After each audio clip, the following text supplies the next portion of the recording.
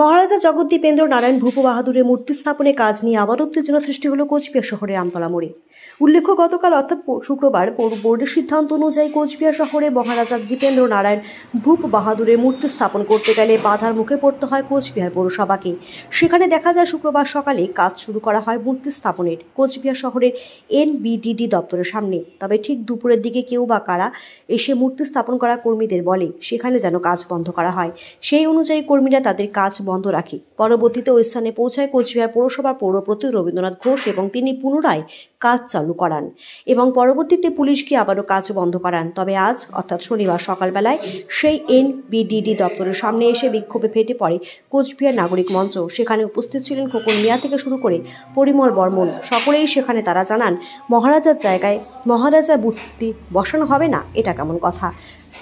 এখানেই বসবে মূর্তি। যদি পরবর্তীতে আরও বাধা আসে সেক্ষেত্রে বৃহত্তর আন্দোলনে তারা যাবে এবং ওই স্থান থেকে তারা যেতেই সেখানে এসে উপস্থিত হন উত্তরবঙ্গের উন্নয়ন দপ্তরে ভারপ্রাপ্ত মন্ত্রী উদয়ন গুহ। তিনি জানান, উত্তরবঙ্গ উন্নয়ন দপ্তরের সামনে মূর্তি বসানো হচ্ছে, তবে উন্নয়ন দপ্তরে কোনো চিঠি আসেনি। এমন জায়গায় মূর্তিটি বসানো হচ্ছে দেখা যাচ্ছে উন্নয়ন দপ্তরের গেটের সামনে। তাই তার মনে হয় হয়তো এই মূর্তি স্থাপনের কারণে যাতায়াতের একটু অসুবিধা হবে। এই বিষয়টি নিয়ে আরও জানান, পৌর বোর্ড মূর্তি স্থাপন করবে ভালো কথা, সেটা হয় 10 ফুট বাম দিকে চাপিয়ে করুক, না হয় 10 ফুট ডান দিকে চাপিয়ে স্থাপন করুক। এছাড়া মুখ্যমন্ত্রী মমতা বন্দ্যোপাধ্যায়ের সাথে তার কথা হয়েছে মূর্তি বসানোর বিষয় নিয়ে বলে তিনি জানান এবং পরবর্তীতে সেই আমতলা মোড়ে আসছে দেখা যায় কোচবিহার জেলা শাসক অরবিন্দ কুমার মিনা। তিনি এসে মন্ত্রী উদয়ন গুহর সাথে কথা বলেন এবং তিনি জানান মূর্তি উন্নয়ন দপ্তরের গেট ছেড়ে সেখানে ভালোভাবে বসানো হবে মূর্তি। আজকে আমরা প্রতীকীভাবে গতকালকের যে ঘটনাটা সেটার আমরা তীব্র প্রতিবাদ করলাম এবং ধিক্কার জানালাম। এই বিষয়ে যারা বাধাদানকারী তাদের ভাবা উচিত ছিল এই কুচবিহারটা মহারাজার স্বপ্নের একটা শহর। সেই শহরে জনগণের দাবি অনুসারে পৌরসভা বোর্ডের সিদ্ধান্ত সাপেক্ষে এই সিদ্ধান্ত গ্রহণ করেছে এবং পৌরসভা এটা আরও বেশ কয়েকটা মূর্তি স্থাপন করবার সিদ্ধান্ত হয়েছে। আমরা বিভিন্ন সেমিনারে বিভিন্ন মাধ্যমে আমরা এটা শুনেছি রবিবাবুর কাছ থেকে এবং গতকালকে পুলিশ যেভাবে লেবার তুলে দেওয়া এবং বন্ধ করে দেওয়া, যেভাবে চড়াও হওয়া কাজ করার এবং পৌরসভার চেয়ারম্যান এখানে পুনরায় যখন কাজ শুরু করলেন তাকেও এখান থেকে হটিয়ে দেওয়া, এটা কুচবিহার জেলার মানুষ হিসাবে আমরা যেহেতু রাজবংশী কমিউনিটির বিলং করি, আমি নিজেও অত্যন্ত ব্যথিত হয়েছি। সংস্কৃতি ঐতিহ্যের পীঠস্থান কুচবিহার।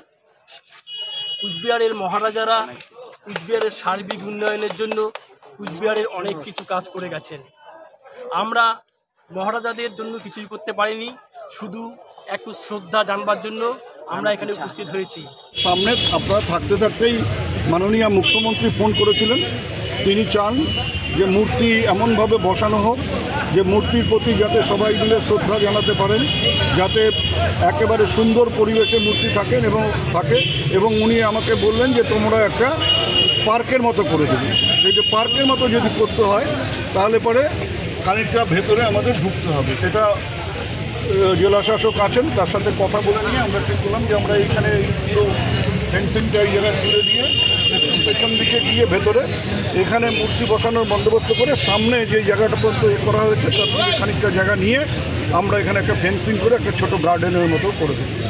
ঠিক কথা, মূর্তি বসানো হবে, ভালো করেই বসানো হবে, যেটা অনারেবল CM বলেছে একটু ভালো করে গার্ডেন করে। তো অলরেডি জায়গায় আমরা দেখে নিলাম, আমরা মিউনিসিপ্যালিটির সাথে টেক আপ করে আর একদম পুরো প্রপার সম্মানভাবে আমরা মূর্তি বসানোর জন্য।